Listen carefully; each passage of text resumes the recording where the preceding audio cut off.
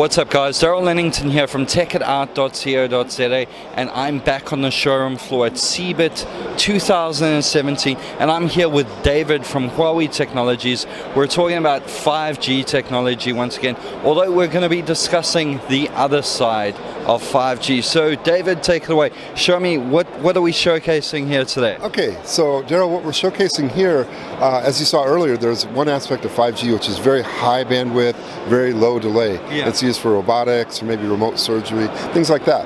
But there's a whole other aspect of IoT where we're talking about very low bandwidth, high delay activity, but over a very wide area or over very difficult to reach meters. Okay. And so that we call, in general, we call that low power wide area, and in specific, we call it Narrow-Band IoT. And so that's another aspect of 5G. It's actually already available now in 4.5G. Yeah. And so that one we're working with MTN and some of the other operators in South Africa to deploy.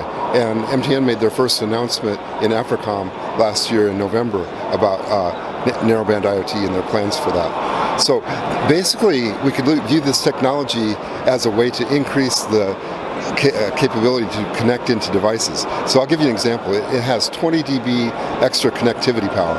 And 20 dB, an example with my voice, this is me whispering, this is me shouting. Yeah. That's 20 dB in terms of a human voice. Yeah. So that can make radio able to connect to lots of new types of devices. And so I've got some of the devices here. For example, we might have a water meter. And a water meter would typically be located underground in a difficult to reach location. Yeah, exactly. Where that 20 dB extra capability, very important. On the other hand, a water meter has very little bit of data that it's sending every day, maybe about 1 second of my voice, that amount of data, over a whole day. So the bandwidth is very, very low. And so that's where this narrow-band IoT technology is very applicable to connecting millions and millions of water meters. So there are literally millions and even billions of devices that haven't been connected yet because we haven't rolled out this narrow-band IoT yet. So it's technically the opposite of what we experienced on the other side of the stand when it comes to IoT. The exact opposite end of the spectrum. So those would be very high value, but very low in number of connections. This is very high number in connections, Yeah. but relatively low value per connection. So technically, multiple items which are pushing out signals once or twice a day, instead of where we saw with the drum kit, constant connectivity all the time. That's a key point. And another key point I didn't really get into is many of these devices, like the water meter, they're battery operated. And so if we want to have a very low-cost water meter, that means this battery has to last for 10 or 12 years. Yeah, exactly. If I have to send somebody to change the battery every 2 weeks, all of a sudden it's an expensive device. So the battery consumption is really related to the fact that we're only updating once or twice a day. Very great point. So when it comes to South Africa, how would this sort of technology benefit, say, the city of Johannesburg? So in terms of city, there's a lot of smart city applications, like over here, I can't move those. We have some fire detection and smoke alarm detection that can be placed all throughout the city. Similarly, we could do street light control, we could do pollution monitoring. Almost anything that has sensor in its name or meter in its name would be perfect application for this narrow-band IoT technology.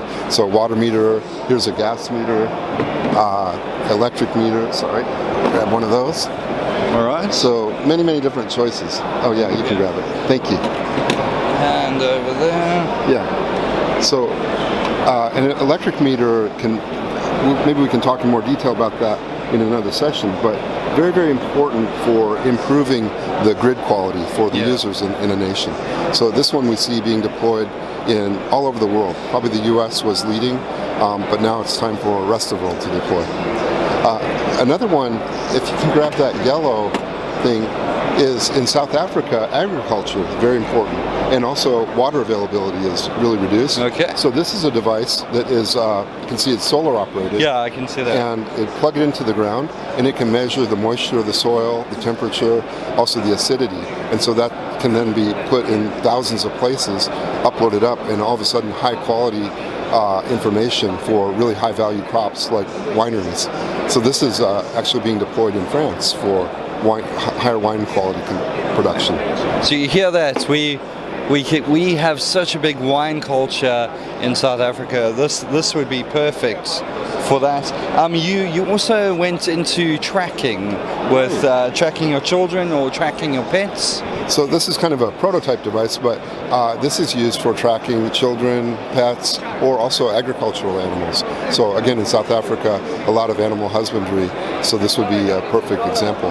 Also, it can be used for tracking very high-value wildlife, like rhinos, for example. And so sometimes it may even be put not on the rhino themselves, but on other animals, and then by measuring the flight, you can tell that there may be poachers in the area. So a lot of applications like that for tracking. Another one I think we mentioned earlier was for cargo tracking. Okay. And so often there are many container cargo, and this can be put on that. It can help to track and trace where the cargo is. Also, it can help to track the quality of the container. Is it wet? Is it too cold, too hot? So all of a sudden, this is a very valuable application for insurance companies. So this is quite honestly what we have here is the power of IoT and 5G technology right here at CeBIT 2017.